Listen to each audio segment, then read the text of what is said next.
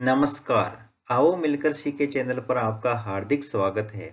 इस वीडियो में हम कक्षा 8 रसायन विज्ञान की दैनिक पाठ योजना बनाना सीखेंगे, जो कि बीएड व बीएससी बीएड दोनों के लिए उपयोगी है।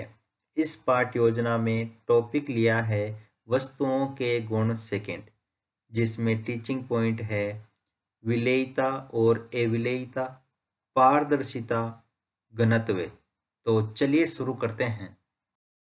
सर्वप्रथम लिखेंगे विद्यालय का नाम जहां आप इंटर्नशिप कर रहे हैं।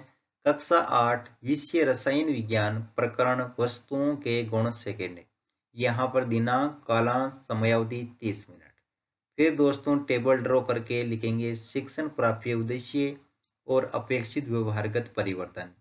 शिक्षण प्राप्य उद्देश्य में पहला लेंगे ज्ञानात्मक, जिसमें लिखेंगे छात्र वस्तुओं के गुणों का प्रत्यास्मरण कर सकेंगे। छात्र वस्तुओं के गुणों का प्रत्याविज्ञान कर सकेंगे। सेकंड पॉइंट अवबोध, छात्र वस्तुओं के गुणों की व्याख्या कर सकेंगे। छात्र वस्तुओं के गुणों को समझ सकेंगे।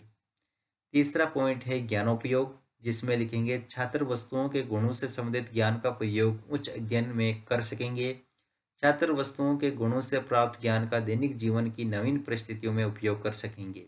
कौशल, छात्र वस्तुओं के गुणों की जानकारी प्राप्त कर सकेंगे। छात्र वस्तुओं के गुणों को चार्ट द्वारा प्रदर्शित कर सकेंगे। अभिरुचि, छात्र वस्तुओं के गुणों के विषय में जानने में रुचि ले सकेंगे। छात्र वस्तुओं के गुणों के विषय में विचार विमर्श करने में रुचि ले सकेंगे। अभिवर्ती, छात्र वस्तुओं के गुणों के संबंध में सकारात्मक दृष्टिकोण उत्पन्न कर सकेंगे। शिक्षण सहायक सामग्री, लपेट फलक, चौक, डस्टर, संकेतक एवं अन्य समस्त कक्षा उपयोगी शिक्षण सहायक सामग्री। पूर्व ज्ञान, छात्र वस्तुओं के गुणों के विषय में सामान्य जानकारी रखते हैं। प्रस्तावना प्रश्न, जिसमें टेबल ड्रॉ करके लिखेंगे छात्राध्यापक क्रियाएं। यहाँ पर छात्र क्रियाएं, अगर आप छात्राध्यापिका है तो जहाँ पर भी छात्राध्यापक लिखा है आप वहाँ पर छात्राध्यापिका लिखेंगे। फर्स्ट क्वेश्चन है किसी एक ठोस पदार्थ का नाम बताइए। चीनी। चीनी को पानी में घोलने पर क्या होगा? घुल जाएगी। घुलने पर चीनी किस अवस्था में परिवर्तित हो जाती है? द्रव्य। द्रव्य में विलेयता के आधार पर वस्तुओं को किस प्रकार वर्गीकृत किया गया है? संभावित उत्तर। उद्देश्य कथन में लिखेंगे आज हम वस्तुओं के गुणों का विस्तार पूर्वक अध्ययन करेंगे। फिर है प्रस्तुतिकरण, जिसमें टेबल ड्रॉ करके लिखेंगे शिक्षण बिंदु, छात्राध्यापक क्रियाएं, छात्र क्रियाएं, विधि पर विधि, श्यामपट सार। शिक्षण बिंदु में फर्स्ट लेंगे विलेयता, जिसमें विलेयता और अविलेयता। विकासात्मक प्रश्न में फर्स्ट क्वेश्चन लेंगे रेत को जल में घोलने पर क्या होगा? अविलेय रहेगी।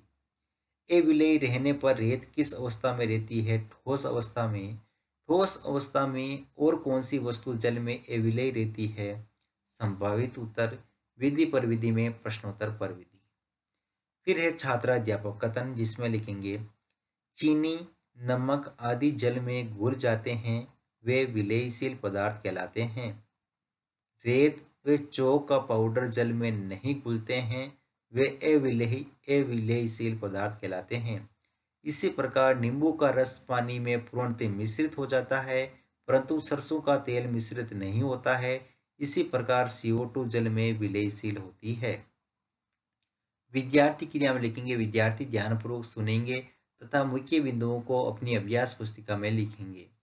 विधि में व्याख्यान विधि और श्यामपट सार में लिखेंगे ऐसी वस्तुएं जो जल में पूर्ण रूप से घुल जाती है विलेयशील कहलाती है, जैसे शर्करा, नमक। वे वस्तुएं जो जल में नहीं घुलती है अविलेयशील कहलाती है, जैसे चौक का पाउडर, रेत। बोध प्रश्न में लिखेंगे फर्स्ट क्वेश्चन वे वस्तुएं जो जल में घुल जाती है क्या कहलाती है? विलेयशील वस्तुएं। किसी एक विलेयशील वस्तु का नाम बताइए। नमक। विधि में प्रश्नोत्तर पर विधि। फिर है दोस्तों दूसरा शिक्षण बिंदु, जिसमें लिखेंगे विकासात्मक प्रश्न चेहरा देखने पर किसका उपयोग किया जाता है? चेहरा देखने हेतु किसका उपयोग किया जाता है? तो इसमें विद्यार्थी क्रिया में लिखेंगे दर्पण का। दर्पण की एक सतह कैसी होती है? चमकदार। दर्पण किस प्रकार की वस्तु है? संभावित उत्तर, विधि पर विधि में प्रश्नोत्तर पर विधि। छात्र अध्यापक कथन में लिखेंगे, खाने की वस्तुएं जैसे चॉकलेट, बिस्किट को कांच के पात्रों में रखा जाता है, जिससे वस्तुएं बाहर से दिखाई देती है।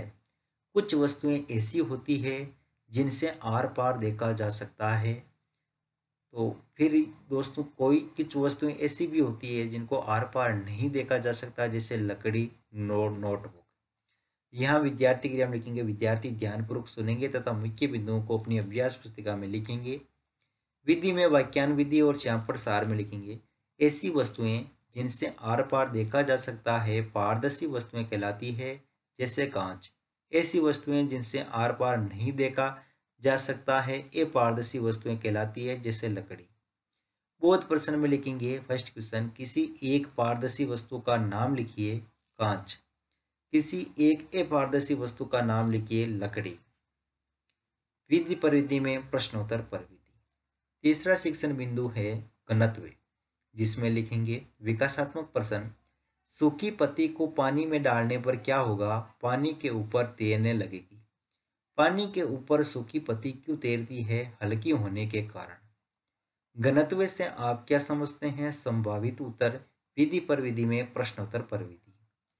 फिर है छात्राध्यापक कथन, जिसमें लिखेंगे, जिन वस्तुओं का घनत्व से कम होता है, जिन वस्तुओं का घनत्व कम होता है वे जल की सतह पर तैरती है, तथा जिनका घनत्व जल से अधिक होता है वे जल में डूब जाती है। जो वस्तु अधिक द्रव्यमान रखती है उसका घनत्व अधिक होता है। विद्यार्थी क्रिया में लिखेंगे, विद्यार्थी ध्यानपूर्वक सुनेंगे तथा मुख्य बिंदुओं को अपनी अभ्यास पुस्तिका में लिखेंगे। विधि में व्याख्यान विधि, श्यामपट सार में लिखेंगे, किसी पदार्थ के इकाई आयतन के द्रव्यमान को उस वस्तु का घनत्व कहते हैं। बोध प्रश्न में लिखेंगे, फर्स्ट क्वेश्चन, जिन वस्तुओं का घनत्व जल से अधिक होता है वे जल में क्या गुण दर्शाती है? तो जल में डूब जाती है। पंख का घनत्व वे जल से कम होता है या अधिक? कम। विधि पर विधि में प्रश्नोत्तर पर विधि।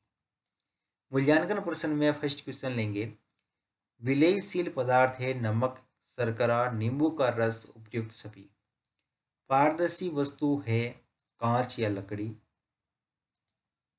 फिर लिखेंगे थर्ड क्वेश्चन, अपारदर्शी वस्तु के अंदर आर पार देखा जा सकता है, सत्य या असत्य। विलय किसे कहते हैं?